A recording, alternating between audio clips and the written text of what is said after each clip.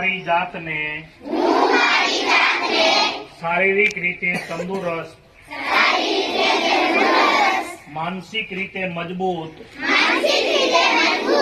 અને ભાવનાત્મક રીતે સંતુલિત બનાવીશ. હું મારા પરિવાર અને મિત્રોને દરરોજ રમવા અને રમતગમત